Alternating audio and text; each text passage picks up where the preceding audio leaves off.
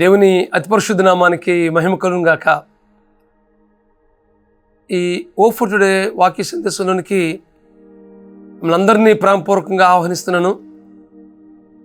ఈ సందేశాలు ఉంటున్న మీ అందరికీ మన ప్రభువును మన రక్షణకర్త అయిన యేసుక్రీస్తు ప్రభు వారి అత్యున్నతమైన నామంలో లైఫ్ చర్చ్ వైజాగ్ నుంచి మీకు శుభములు తెలియజేస్తా ఉన్నాను.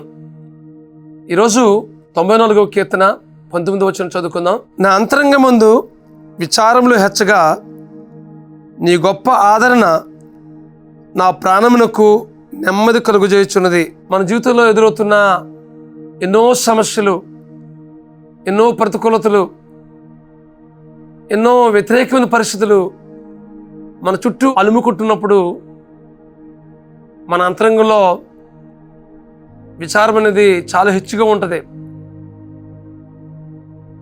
మన జీవితంలో సమస్యల గుండా మనం ప్రయాణం చేస్తున్నప్పుడు ఏమాత్రం కూడా నెమ్మది లేని పరిస్థితి కనిపిస్తూ ఉంటుంది. ఎందుకంటే మనకు ఎదురవుతున్న ఆ సమస్యలు అలాంటివి. మనం ఏమాత్రం కూడా అధిగమించినటువంటి పరిస్థితులు మన జీవితంలో ఎదురవుతున్నప్పుడు మన హృదయాల్లో ఏమాత్రం కూడా నెమ్మది ఉండదు. చాలా గలిబిలి ఉంటుంది. హృదయం అంతా ఆందోళనతో నిండి ఉంటుంది. అలాంటి పరిస్థితుల్లో దేవుని సన్నిధికి వెళ్ళి ఆయన సన్నిధిలో మనం మొర్రపెట్టినప్పుడు మనం గొప్ప ఆదరణ పొందుకుంటాం. దేవుని వాక్యం మాట్లాడుతుంది కదా, నా అంతరంగమందు విచారములు హెచ్చగా నీ గొప్ప ఆదరణ నా ప్రాణమునకు నెమ్మది కలుగజేయుచున్నది. మన ప్రాణానికి నెమ్మది కలిగించేది ఏదైనా ఉందంటే దేవుని సన్నిధి మాత్రమే. ఆయన సన్నిధికి వెళ్ళి మనం ప్రార్థన చేసినప్పుడు మనం గొప్ప ఆదరణ పొందుకుంటాం. ఎందుకంటే ఆయన ఆదరణకర్త. మన జీవితంలో ఎదురవుతున్న ప్రతి ప్రతికూలతను, ప్రతి సమస్యను మనల్ని విడిపించి మనల్ని సంతోషాన్ని, సమాధానాన్ని ఇచ్చే దేవుడు. సిరియా దేశపు రాజు దగ్గర పనిచేస్తున్న ఒక సైన్యాధిపతి ఉన్నాడు. ఆయన పేరు నయమాను. ఆయన కుష్ఠరోగి. అయితే ఆ సిరియా దేశపు రాజు ఎన్నోసార్లు ఆయన ఘనపరిచాడు, గనుడుగా ఎంచుకున్నాడు. ఎందుకోసమనంటే నయమైనటువంటి సైన్యాధిపతి ఆ దేశానికి ఎన్నోసార్లు జయం తీసుకొచ్చాడు. తద్వారా గనుడుగా ఎంచబడ్డాడు, రాజు మన్నన పొందుకున్నాడు.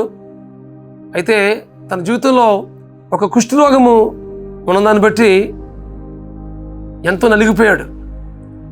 వ్యక్తిగతంగా, మానసికంగా, శారీరకంగా ఎంతో కృంగుదలకు గురయ్యాడు. ఈ పరిస్థితి నుంచి నేను ఏమాత్రం బయటికి రాలేనా, నేను ఈ రోగంతోనే జీవితాంతం ఉండవలసిందేనా అని ఎంతో కృంగుదలకు గురయ్యాడు. అయితే ఒక గొప్ప నిరీక్షణ ఆయన జీవితంలో కలిగింది. ఏంటంటే ఆయన జీవితంలో గొప్ప నిరీక్షణ కలిగింది. ఏ సందర్భం అంటే ఒక చిన్నది చెరగతాబడింది ఆ గృహంలో ఉంది. ఆ చిన్నది ఒక విషయం చెప్పింది. ఎలీషా అనే ప్రవక్త ఉన్నాడు, ఆయన దగ్గరికి వెళ్తే నీ కుష్ఠరోగం పోతుంది అని చెప్పినప్పుడు ఆ చిన్నది చెప్పిన మాటను వారు స్వీకరించారు. అలా స్వీకరించడానికి ఆ చిన్నదే ఎంతో ఆశ్చర్యకరమైనటువంటి జీవితాన్ని జీవించిన దాన్ని బట్టి ఆ చిన్నది మాట విని ఎలీషా దగ్గరికి వెళ్ళినప్పుడు ఎలీషా చెప్పాడు, యొర్దాను నదిలో 7 మార్లు మునగమన్నప్పుడు ఆ మాటను బట్టి నయమాను 7 మార్లు మునిగినప్పుడు పసిపిల్ల దేహం వలె అయిపోయింది. తన జీవితంలో గొప్ప సమాధానాన్ని, సంతోషాన్ని పొందుకున్నాడు. ఇదివరకు లేని సంతోషం, ఇదివరకు లేనటువంటి ఆనందం ఎప్పుడైతే ఎలీషా మాట విని యొర్దాను నదిలో 7 మార్లు మునిగినప్పుడు, 7వసారి మునిగినప్పుడు పసిపిల్ల దేహం వలె అయింది. ఈ వాక్యం ఉంటుంది మీ జీవితంలో. దేవుని మాట మనం విన్నప్పుడు మన జీవితంలో గొప్ప ఆశీర్వాదాలు పొందుకుంటాం. దేవుని వాక్యం మాట్లాడుతుంది. సామెతల గ్రంథం 1వ అధ్యాయం 33వ వచనంలో దేవుని వాక్యం ఈ రీతిగా మాట్లాడుతుంది. నా ఉపదేశం అంగీకరించేవాడు సురక్షితముగా నివసించును, వాడు కీడు వచ్చిన భయం లేక నెమ్మదిగా ఉండును. ఆయన వాక్యాన్ని మనం అనుసరించి జీవిస్తున్నప్పుడు, ఆయన మాటలకు విధేయత వహించి మనం జీవిస్తున్నప్పుడు మన జీవితంలో సురక్షితంగా ఉంటాం, నెమ్మది పొందుకుంటాం, గొప్ప సమాధానాన్ని పొందుకుంటాం. ఈ నయమాను సైన్యాధిపతి అయినప్పటికీ తన జీవితంలో ఆ రోగ స్థితిని బట్టి ఎంతో కురుగుదలకు గురైనప్పుడు ఎలీషా మాట విని ఆ మాటకు లోబడి యోర్దాను నదిలో మునిగినప్పుడు ఆయన జీవితంలో గొప్ప సమాధానాన్ని, గొప్ప సంతోషాన్ని పొందుకున్నాడు, గొప్ప స్వస్థత పొందుకున్నాడు. పసిపిల్ల దేహం వల్ల అయిపోయింది. కాబట్టి వాక్యం ఉంటుంది మీ జీవితాల్లో. దేవుని వాక్యం అంటున్నారా?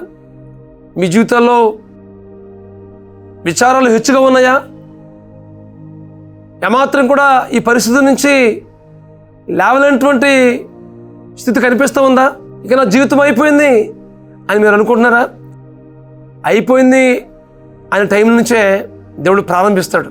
ఇక నా జీవితం ముగిసిపోయింది, అన్ని పరిస్థితులు ముయ్యబడ్డాయి అనే స్థితి నుంచే దేవుడు ప్రారంభిస్తాడు ఒక నూతనమైనటువంటి అనుభవంలోనికి. మీ అంతరంగ ముందు విచారాలు హెచ్చుగా ఉన్నాయా? నిన్ను ఆదరించే దేవుడు, నీ ప్రాణాన్ని సేద తీర్చే దేవుడు ఉన్నాడనే విషయాన్ని మీకు జ్ఞాపకం చేస్తున్నాను. మీ జీవితంలో గొప్ప నెమ్మదిని పొందుకుంటారు. కాబట్టి వాక్యం ఉంటుంది మీ జీవితాల్లో. ఇదిగో ప్రభువా, నాకు నెమ్మది కావాలి ప్రభువా, నా హృదయంలో చాలా విచారాలు హెచ్చుగా ఉన్నాయి ప్రభువా, నా కుటుంబంలో అయితేనేమి, నా బిడ్డల జీవితంలో అయితేనేమి, నా వ్యక్తిగత జీవితంలో అయితేనేమి సమస్యల వలయంలో ఉన్నాం ప్రభువా, ఈ పరిస్థితి నుంచి నాకు లేవనెత్తు ప్రభువా అని దేవుణ్ణి నీ వేడుకున్నప్పుడు, నీ స్థితి అంతటిని ప్రభు ముందు తెలియపరిచినప్పుడు నేను ఆదరించి నీకు నెమ్మదినిచ్చి ఆ స్థితి నుంచి విడిపించి నీ జీవితంలో గొప్ప కార్యం చేయడానికి శక్తిగల దేవుడు ఉన్నాడు. కాబట్టి ఈ వాక్యం ఉంటుంది మీ జీవితాల్లో. ప్రభు సన్నిధిలో సంపూర్ణంగా సమర్పించుకుందాం. ఆయన సన్నిధికి వెళ్ళి ఆదరించబడదాం. మన జీవితంలో గొప్ప నెమ్మది పొందుకుందాం. నీ విచారము ఎంతదైనప్పటికీ వాటి నుంచి విడిపించే దేవుని వైపు చూద్దాం. అట్టి కృప పరిశుద్ధాత్మ దేవుడు మీకు అనుగ్రహించి నడిపించును గాక. ప్రార్థన చేసుకుందాం. బ్రహ్మస్వరూపుడా, మహాకృపగల మా తండ్రి, మా ప్రియుల జీవితాల్లో ఏదైతే ప్రభా విచారాల చేత కృంగుదలకు గురవుతున్నారో, వీరి జీవితంలో హెచ్చైనటువంటి విచారాలు బట్టి ప్రభా మానసికంగా, శారీరకంగా కృంగుదలకు గురవుతున్నారో ఆ స్థితి అంతటి నుంచి విడిపించు ప్రభా. అది అనారోగ్య పరిస్థితి అని కావచ్చు, ఆర్థిక పరిస్థితి అని కావచ్చు, ఏ శోధనైనా కావచ్చు ప్రభా, వాటన్నిటి నుంచి విడిపించి వీరి జీవితంలో గొప్ప నెమ్మదినిచ్చి, గొప్ప సమాధానం ఇచ్చి, గొప్ప విడుదలనిచ్చి తద్వారా మీరు మహిమ పొందమని మా ప్రభువును, మీ ప్రియ కుమారుడును, మా రక్షకుడినైనా యేసుక్రీస్తు నామములో ప్రార్థించి వేడుకుంటున్నాం మా పరమ తండ్రి. ఆమేన్, ఆమేన్, ఆమేన్.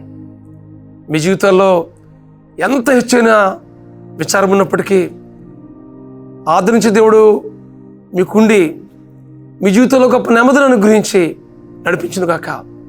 God bless you friends. Have a wonderful day.